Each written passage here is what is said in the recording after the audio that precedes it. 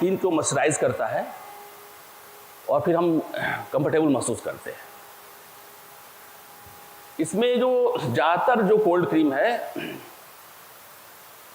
उसमें लेनोडिन यूज होता है, आप देखना। और लेनोडिन जो है वो सीप के ग्लैंड में रहता है, यहाँ पर गले में। इसलिए आप देखो कुछ जो पतंजलि कंपनी है वो अपने को यूज करता है कि हम वेजिटेरियन कोल्ड क्रीम बना रहे हैं। तो ज़्यादातर जो मार्केट में है ना वो माने कि लोगों का कहना है कि ज़्यादा अच्छे क्वालिटी के कोल्ड क्रीम उसमें लेमोनिन यूज़ है और ये सीप के ग्लैंड से बनता है, यहाँ से मिलता है, खाद निकालते हैं उससे मटेरियल मिलता है, हार्मोन और कुछ और, उसको से मिक्स किया जाता है, तब वो ज़्यादा इफेक्टिव होता है। तो पतंजलि या दूसरे ग्रुप हमारे हैं वो कहते हैं कि ये नॉन वेजिटेरियन है, हम वेजिटेरियन कोल्ड क्रीम आपको दे रहे हैं। तो मेनली उनका आधार वही है कि बहुत से लोग हमारे इंडियन पॉपुलेशन में जो वेजिटेरियन हैं, जो किसी भी रूप में नॉन वेज नहीं लेते हैं, वो कोल्ड क्रीम अवॉइड करते हैं। हालांकि मात्रा बहुत कम होती है, लेकिन अपनी अपनी जिंदगी काटने का, चलने का तरीका है। ये वेजिटेबल ऑयल्स यूज होते हैं, जैसे मिनरल ऑयल्स होते हैं, फैट्स यूज किए जाते हैं, वैक्सेस किए जाते हैं, परफ्यूम्स किए जाते हैं, मेनली यही सब इसमें यूज किए जाते हैं। और इनके मिक्सर से मॉइस्चराइजेशन अच्छा प्रॉपर होता है और आदमी ठंड में मौसम में कंफर्टेबल महसूस करता है। ये कोल्ड क्रीम है। चलिए आगे बढ़े। दूसरा वेनिसिंग क्रीम की बात देखते होंगे।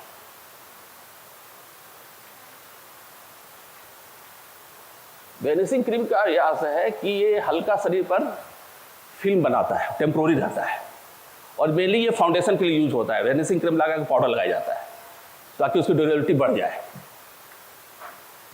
वेनिसिंग क्रीम यूज करने के बाद फाउंडेशन के रूप में यूज होता है और उसके ऊपर पाउडर लगाए जाते हैं क्योंकि टेम्पोररी होते हैं।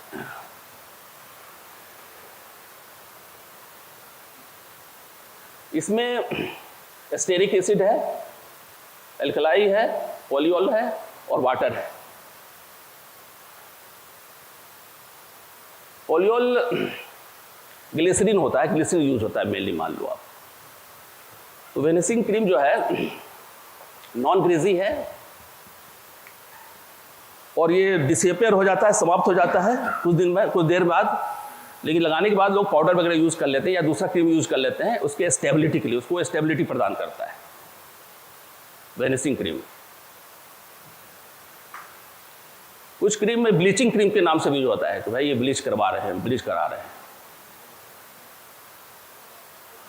ब्लीचिंग का पर्पस ये है कि शहर में जो डिकलरेशन हो गया है, कहीं सफ़ेद ज़्यादा हो गए हैं, काला ज़्यादा हो गया है या डस्ट ज़्यादा हो गया है, उसको ब्लीच करने का तरीका है।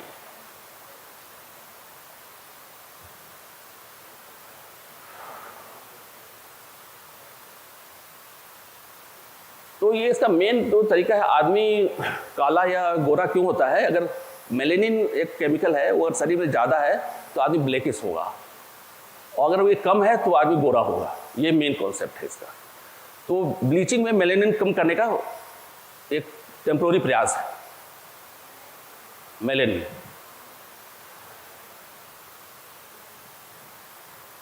तो ब्लीचिंग जो लोग करते हैं वे चलो चेहरे में या गर्दन पर या आसपास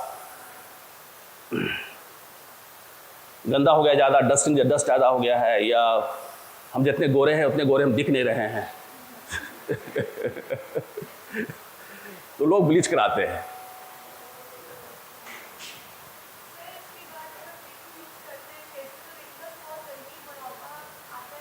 इसलिए कहा जाता है कम यूज करें ब्यूटी पार्लर्स में कहेंगे कि आप 6 महीने में यूज कीजिए, कोई बोलते हैं 3 महीने के बाद यूज कीजिए, ज़्यादा यूज नहीं करना चाहिए। अब दूसरा है कि कुछ सन स्क्रीन क्रीम्स भी मार्केट में अवेलेबल हैं। कुछ लोगों को बाहर धूप में निकलने पर इरिटेशन हो जाता है, झेल नहीं पाता है और उसका चेहरा काला हो जाएगा, फिर इस पर तो रेसेस आ जाएंगे। हाथ अगर है तो, अगर हाफ है, कुछ लोग देखेंगे हमेशा फुल शर्ट पहनते हैं तो वह है कि जहाँ सन पे जाते हैं तो इसमें कुछ रेसेज आ जाते हैं, ब्लैकिश हो जाता है, इरिटेशन होने लगता है। उसके प्रोटेक्शन के लिए सन स्क्रीन क्रीम्स यूज़ किए जाते हैं।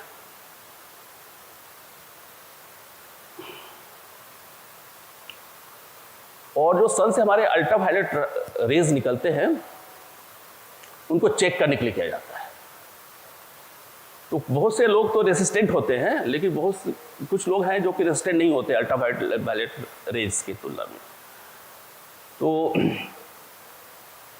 वे सन स्क्रीन क्रीम यूज करते हैं।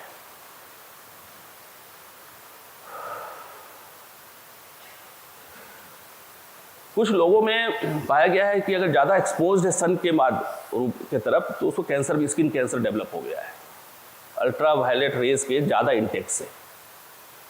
इसलिए लोग कहते हैं कि धूप को अवॉइड करो।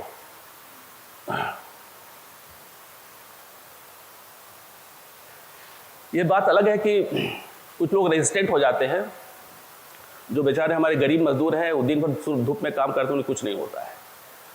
और कुछ जिनके पास पैसे हो जाते हैं, 1 सेकंड के लिए 1 मिनट के लिए धूप में निकलते हैं, उनको इरिटेशन होने लगता है। तो डिपेंड करता है कि आप कितना रेसिस्टेंट डेवलप करते हैं सूर्य की रोशनी से, वो ज़्यादा महत्वपूर्ण है। लेकिन ओवरऑल ये एडमिटेड फैक्ट है कि हमारे सूर्य से अल्ट्रावायलेट रेज निकलते हैं, वो हार्मफुल है।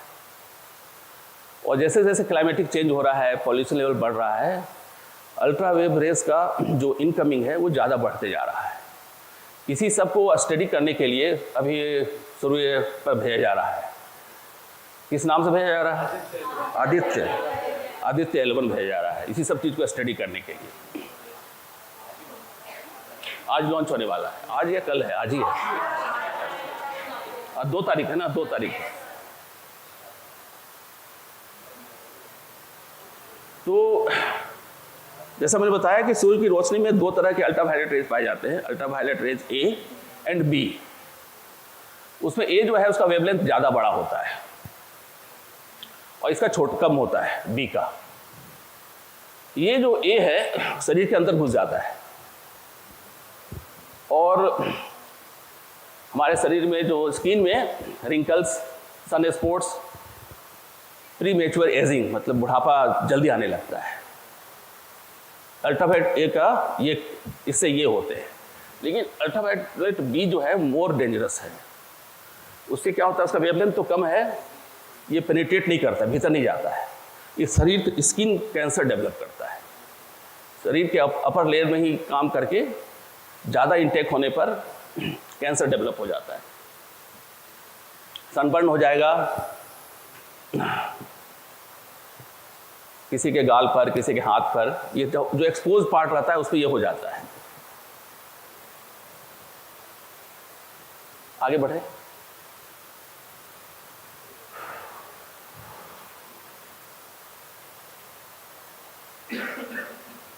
अब चूंकि हम कॉस्मेटिक्स पढ़ा रहे हैं आपको, तो हम शरीर के अपर पार्ट पर ही कॉस्मेटिक स्किन पर ही यूज किया जाता है, तो हम स्किन की ही बात कर रहे हैं। तो जो भी बातें हो रहे हैं स्किन पर आप कॉन्सेंट्रेट रखें।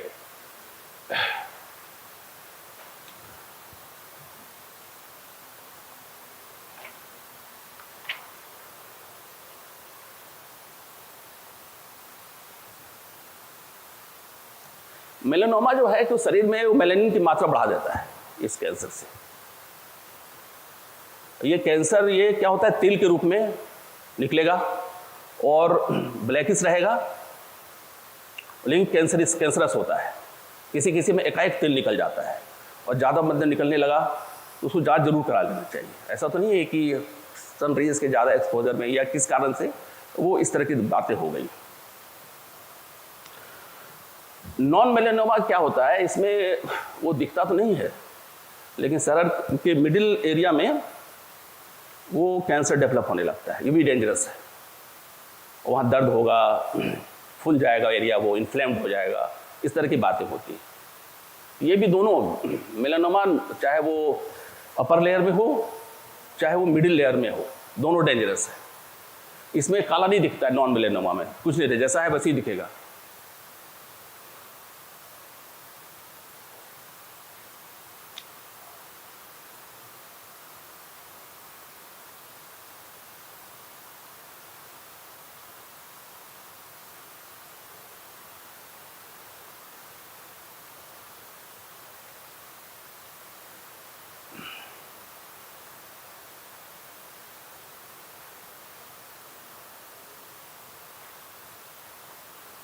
ये बेसल सेल कार्सिनोमा भी स्किन कैंसर जुड़ा हुआ है। उसमें होता क्या है कि जो पुराने स्किन है वो खत्म होते जाते हैं, नए स्किन डेवलप होते जाते हैं, ये प्रोसेस टेक हो जाता है। इससे ये बेसल सेल कार्सिनोमा मतलब कैंसर, मतलब इसको मेडिकल टर्मिनोलॉजी है कार्सिनोमा।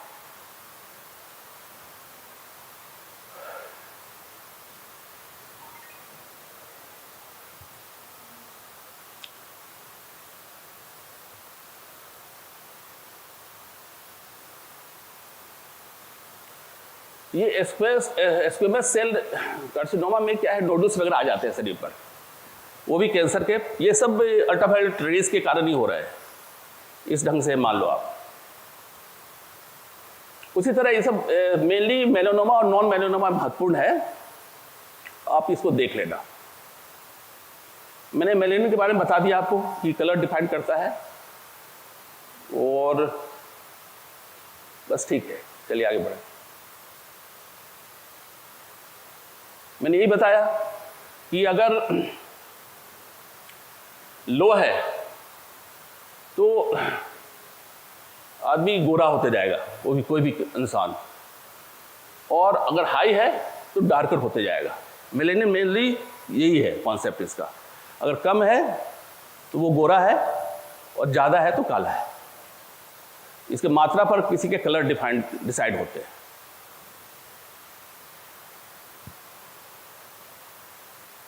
एक अल्ट्रावायलेट रेज का एक सी भी है, ए बी के अलावा सी भी है जो बहुत डेंजरस होता है, सबसे डेंजरस यही होता है, परंतु ये अर्थ सरफेस पे नहीं आता है। लेकिन जो ये वेल्डिंग वगैरह होते हैं ना, इसके पास नहीं जाना चाहिए, इसी कारण नहीं जाना चाहिए। उसमें अल्ट्रावायलेट सी निकलता है, अगर वो आंख पर या शरीर पर लग गया तो वहाँ कैंसर, या इस तरह के आंख में लग गया तो आंख गई, अगर शरीर में ज़्यादा देर तक एक्सपोज रहा तो वहाँ कैंसर डेवलप हो जाता है। इसलिए जो आप वेल्डिंग करने वाले को आप देखते हो, एक ग्लास लगा कर करता है, वो अल्ट्रावायलेट सी रेज यूज़ करता है, उससे ही आयरन जुड़ता है या कोई मेटल जुड़ते हैं, बहुत सीरियस मामला है वो अलग है, हम बताएंगे आपको। जब एक्सरे की बात करेंगे तो हम एक्सरे बताएंगे आपको। सभी में होता है, हाँ।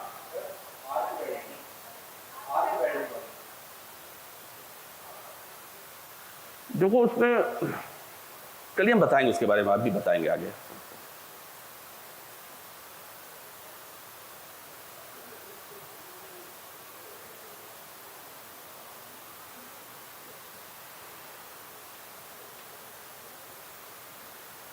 तो ये आपको मैंने अल्ट्रावायलेट बता। नेक्स्ट आइए। अब आपने बताया आपको मैंने कि सन स्क्रीन जो है उसमें जो आप कोई भी सन क्रीम लेंगे, सभी कंपनियां सन स्क्रीन बनाती है, पॉन्ड्स है, लक्मे है, जो कुछ मेडिसिनल जो दुकान है वहाँ भी कुछ मेडिसिनल जो कंपनियां हैं, सिप्ला वगैरह भी बनाती है।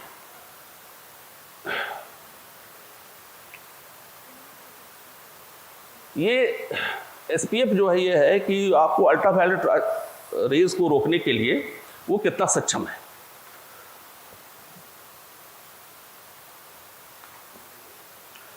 तो ये सभी जितने भी हैं, ये जो है उसी से कॉन्टेक्स्ट बना हुआ है, प्रोटेक्टिंग है, सन कितने प्रोटेक्ट करते हैं। ये अल्ट्रावायलेट A और B दोनों को एब्जॉर्ब करता है, रोकता है, उसे प्रोटेक्ट करता है। इसलिए कुछ लोग आप देखते होंगे कि जब वो सड़क पर निकलते हैं तो सन स्क्रीन लगा कर निकलते हैं ताकि उसका प्रभाव ना पड़े। अब ये जो अब उस अगर अच्छा है कोई सन क्रीम तब अच्छा माना जाएगा जबकि SPF उसका ज़्यादा है। तो आप खरीदने के पहले आप देखिए कि उसमें SPF कितने हैं। मिनिमम 15% होना चाहिए, उससे ऊपर जितना होगा उतना अच्छा है।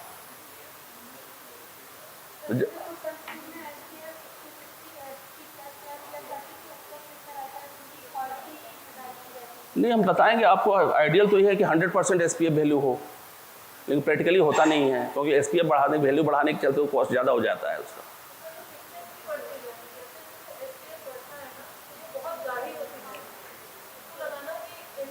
इसलिए हम बता रहे हैं उसको यूज़ करने के बदलाए लोग सनस्क्रीन बार बार यूज करते हैं। जो ज़्यादा इससे एक्सपोज रहते हैं या ज़्यादा उनको एलर्जी है तो देखेंगे अपने पॉकेट में रखते हैं वो सन स्क्रीन, और उसको हमेशा बार बार लगाएंगे, जब भी निकलेंगे हर एक 5-10 मिनट 15 मिनट में लगाएंगे। ये कैंसर से रोकता है और जो सनबर्न वगैरह हो जाता है उसको रोकता है। तो जो सेंसिटिव होते हैं, हम लोग तो भाई गांव के हैं तो हम लोगों को कोई दिक्कत नहीं होती है लेकिन जो ज़्यादा देखिए तो नेचर की बात है, वैसा नहीं है कि कोई गांव में ही रहता है लेकिन उसको हो सकता है कि वो एलर्जिक हो सनस्क्रीन से। हम इसी तरह बोले आपको, उसको अदरवाइज नहीं लेना।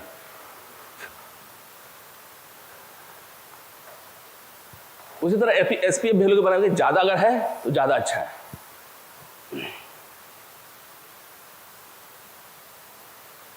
चलिए इसके बारे में बताएंगे आपको, आगे बढ़ें।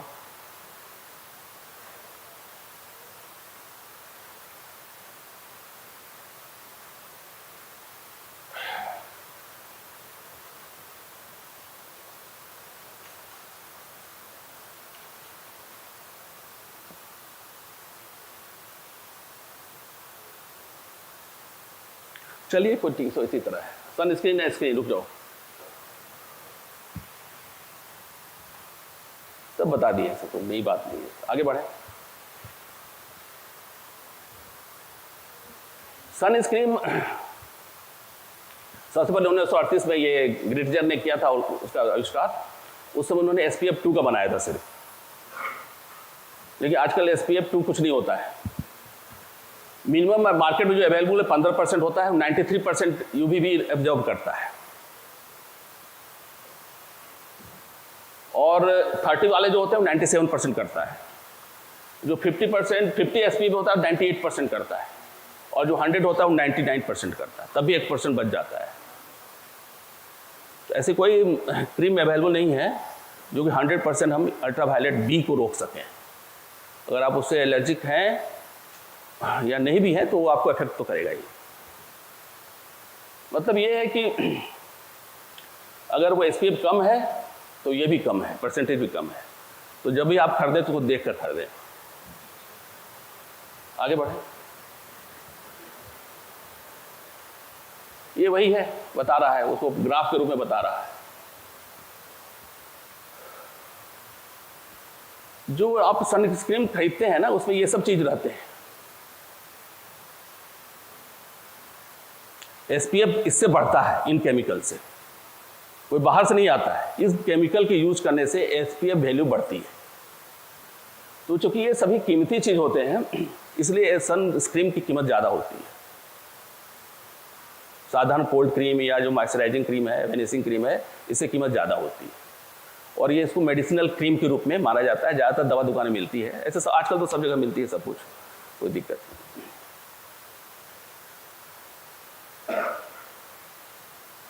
अगर 15 SPF है तो आप अगर आप नहीं लगाए हैं उसको और लगाए हैं तो अगर 15 मिनट में जितना आपको सन रेज इफेक्ट करेगा, अगर उसका SPF वैल्यू 15 है तो 1 मिनट में उतना करेगा। तो ये अंतर है। 15 मिनट में आपने 100% एब्जॉर्ब की, जैसे मान लिया, तो 15% में इतना परसेंट फायदा, 1 मिनट में ये फायदा करता है। ये इस पॉइंट ऑफ व्यू से सनस्क्रीन जो है बहुत आजकल पॉपुलर होते जा रही है और सभी लोग यूज कर रहे हैं। अपने स्किन को प्रोटेक्ट रखने के लिए, खूबसूरती बनी रहे, हम ज़्यादा यंग दिखते रहें, ये मानव सुलभ गुण है होना भी चाहिए। चले आगे बढ़े। अब परफ्यूम लोग लगाते हैं अक्सर। कुछ लोग ऐसे हैं कि सुबह से परफ्यूम लगाना शुरू कर देते हैं, और कुछ लोग ऐसे हैं कि ऑफिस जाएंगे तो या अपने बिजनेस में जाएंगे तो परफ्यूम लगा के जाएंगे, बीच में भी स्प्रे करेंगे। किसी पार्टी वगैरह में जाएंगे तो प्राय सभी लगाते हैं परफ्यूम, ताकि हमारे चारों तरफ और अच्छा रहे, खूबसूरती रहे, अच्छा माहौल रहे। और डिपेंड करता है, परफ्यूम में बहुत तरह की क्वालिटी आती है कि आप रोज़ का लेंगे कि चमेली का लेंगे, किसका लेंगे। प्लस परफ्यूम की क्वालिटी इस पर निर्भर करता है कि आपने जो लगाया उसकी ड्यूरेशन कितने देर तक जिंदा है वो। तो परफ्यूम का कीमत ये होता है कि भाई आपने भी लगाया, पता चला कि आधे घंटे में खत्म हो गया, वो सस्ते मिल जाएगा वो। लेकिन कुछ परफ्यूम ऐसे होते हैं कि 24 घंटे तक उसमें परफ्यूम सेंट जो है सब वो है बना रहता है, तो बहुत कीमती होता है वो। तो परफ्यूम की वैल्यू इसी पर है कि उसके जो इवेपोरेशन रेट है वो कितना कम है, कितना कम एवेपोरेट करता है और पूरे शरीर में वो 24 घंटा बरकरार रहे या 1 घंटा रहे, जैसा आप लो। तो इवेपोरेशन वैल्यू होता है उसमें कि वो लोग कीमत, किसी परफ्यूम की कीमत वही है कि उसकी जो वो है खुशबू कितने दिन तक बरकरार है, कितने देर तक। साथ ही साथ कि उसकी खुशबू कुछ लोग रोज़ पसंद करते हैं, कुछ चमेली पसंद करते हैं, कुछ अलग अलग पसंद करते हैं, कुछ लोग अलग अलग फंक्शन के लिए अलग अलग परफ्यूम यूज करते हैं। अगर हम पार्टी में जा रहे हैं तो अलग यूज करेंगे, स्कूल ऑफिस जा रहे हैं तो अलग यूज करेंगे, घर पर हैं तो अलग यूज करेंगे। इस तरह के भी बहुत लोग हैं, मार्केट में सब तरह के उपलब्ध हैं। आप पढ़ना परफ्यूम के बारे में, तो हम तो अब सारांश में बता रहे हैं आपको, सब तरह के परफ्यूम उपलब्ध हैं। कुछ लोग अपने बेड्स पर परफ्यूम डालते हैं, कुछ लोग अपने कमरे, जिस कमरे में रात में सोते बिना परफ्यूम डाले उनको नींद नहीं आती है, ऐसे भी लोग हैं। बॉडी स्प्रे के रूम में, रूम स्प्रे के रूम में आता है। तो परफ्यूम बहुत मार्केट उसकी बढ़ती जा रही है, बहुत डिमांड है आजकल लोगों को। लोगों के पास पैसे हैं तो तरह तरह के शौक भी हैं।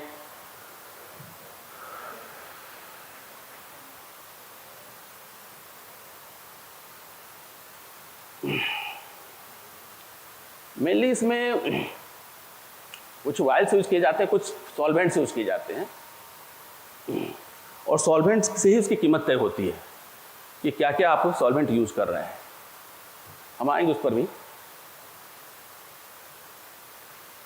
ऐसा सॉल्वेंट होना चाहिए जो खुशबू डेवलप उससे निकले, और ऐसे बहुत से चीज़ हमारे हैं जो नेचर में उपलब्ध है। बहुत से हमारे जो फूल हैं, कुछ प्लांट के बार्क हैं, कुछ के सीड्स हैं, कुछ के लीफ हैं, जिसमें कि खुशबू रहती है। तो जो परफ्यूम इंडस्ट्री से जुड़े हुए लोग हैं इसको खरीदते हैं बाज़ारों से और फिर उसको उसमें डालते, प्रोसेस करके डालते हैं। अब ये सिंथेटिक भी हो सकता है और नेचुरल भी हो सकता है, दोनों तरह के परफ्यूम मार्केट में मिलते हैं। तो कुछ लोग सिंथेटिक, आजकल ऑर्गेनिक परफ्यूम का, आप जब अमेजन वगैरह में जाएंगे तो ऑर्गेनिक परफ्यूम डालोगे तो ऑर्गेनिक परफ्यूम मिलेगा, मतलब ये सिंथेटिक नहीं है, ये मतलब प्लांट के फ्लेवर से, खुशबू से बना, पौधे फूल के खुशबू से या बार्क से ऐसे बने जाते हैं। कुछ खुशबू लैब में तैयार हो जाते हैं, 2-4 केमिकल को मिला दिए उससे खुशबू तैयार हो जाती है। वो ऐसा भी हो सकता है कि नेचर के जो खुशबू है उससे अच्छा हो। कुछ परफ्यूम ऐसे भी हैं जो कि नेचर के कुछ अच्छे खुशबू और लैब के कुछ अच्छे खुशबू दोनों मिला कर बनाए जाते हैं। दोनों स्थितियाँ हैं, इसी के आधार पर उसका दर निर्धारित होता है परफ्यूम कितना कीमती है। तो आपको परफ्यूम 100 रुपये में मिल जाएंगे और 10,000 में मिल जाएंगे, 1 लाख में मिलते हैं परफ्यूम उसी वॉल्यूम का। बहुत से लोग इटली जाते हैं परफ्यूम खरीदने के लिए, आप पढ़ना सुनना, वहाँ बहुत अच्छे मिलते हैं।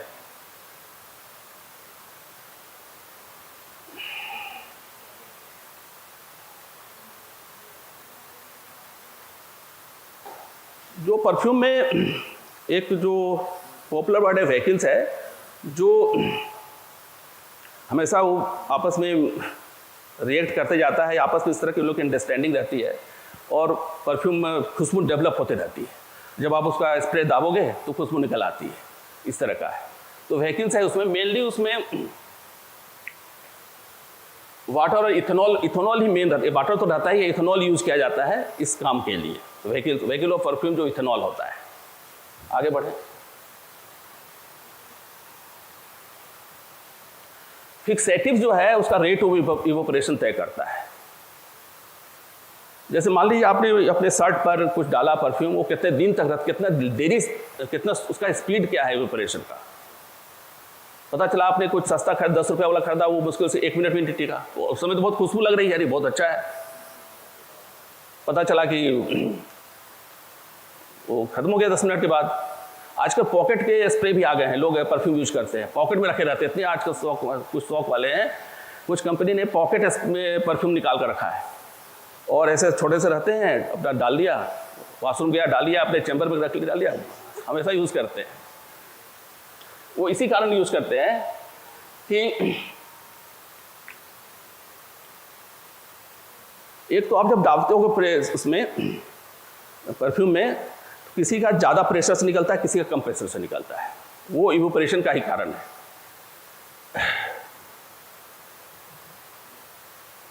तो कुल मिलाकर फिक्सेटिव का ये है कि अच्छा फिक्सेटिव अगर है तो उसकी कीमत ज़्यादा है। अब ये इससे हटकर परफ्यूम से हटकर टैनिंग होता है, टैनिंग का ही मामला एक आता है। मान लीजिए कि कोई गोरा व्यक्ति है, वहाँ कुछ काला हो गया, या कोई काला व्यक्ति है उसका सफ़ेद आ गया, दाग आ गया, तो इस प्रोसेस को टैनिंग के माध्यम से हटाया जा सकता है। मेनली टैनिंग ज़्यादातर ये होता है कि काले व्यक्ति में सफ़ेद दाग आ गया, जिसको अगर मान लीजिए हो सकता है लिकोडर्मा हो या फिर कोई अल्ट्रावायलेट रेज का कोई रिएक्शन हो, तो उसको ठीक करने के लिए टैनिंग प्रोसेस होता है। तो उसमें क्या है, अल्ट्रावायलेट रेज डालकर उस एरिया को सफ़ेद किया जाता है, मतलब ठीक हो जाए वो।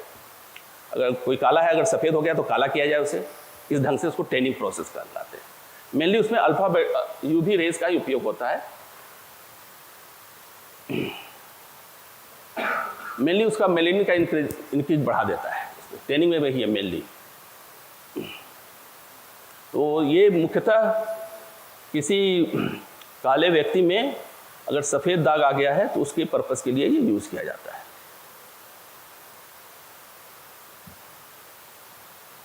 तो ये काम लेज़र टेक्निक से होता है।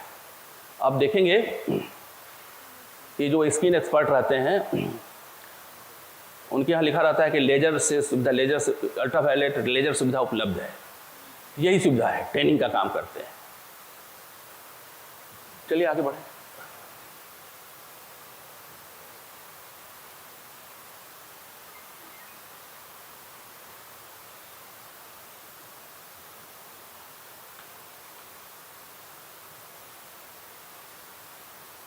नहीं बढ़े आप, अच्छा ठीक, आप पीछे करें जरा। हाँ,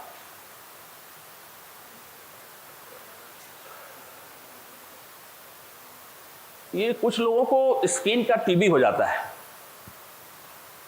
तो उसके जो डिजीज है उसको फोटोथेरेपी के माध्यम से हटाने के लिए इनको नील फिल्मसन था, इनको नोबेल प्राइज मिला था। It is